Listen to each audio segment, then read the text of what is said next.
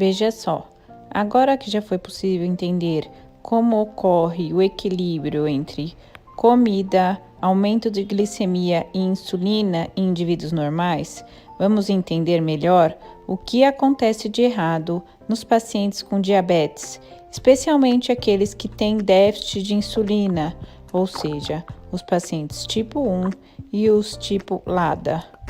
Vamos fazer novamente aquele nosso gráfico que contém as principais refeições do dia: café, almoço e o jantar.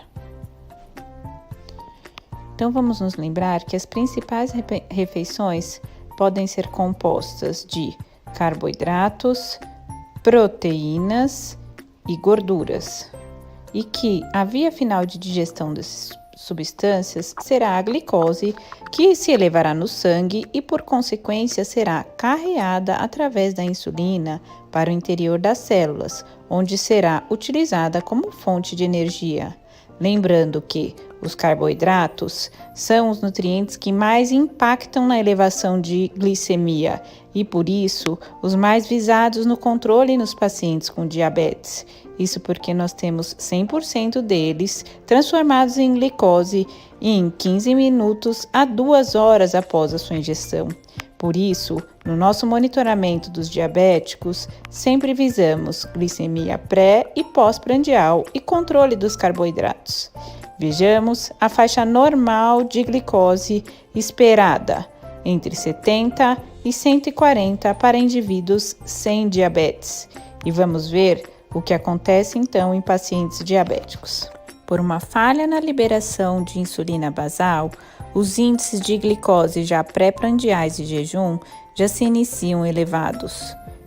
Pós-alimentação, quanto mais carboidrato, maior o pico, e não há retorno aos níveis anteriores de glicose, pois a liberação de insulina, que deveria propiciar isso através da liberação de glicose para o interior da célula, não está sendo feita de maneira adequada, pois, afinal de contas, este é o defeito no diabético: a falha, a déficit na produção de insulina basal e a déficit na produção de insulina de bolos que deveria ser feita durante a refeição e, por conta disso, os níveis de glicose sobem excessivamente e se mantêm totalmente fora da faixa verde esperada de normalidade.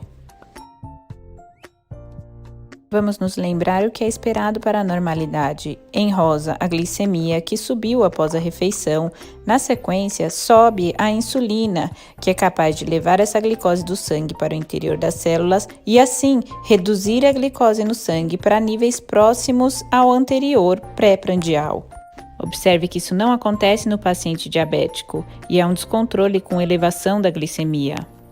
E agora, voltamos então à situação do diabético, em que vemos esse descontrole da glicemia de coloração rosa e um déficit de liberação de insulina em roxo.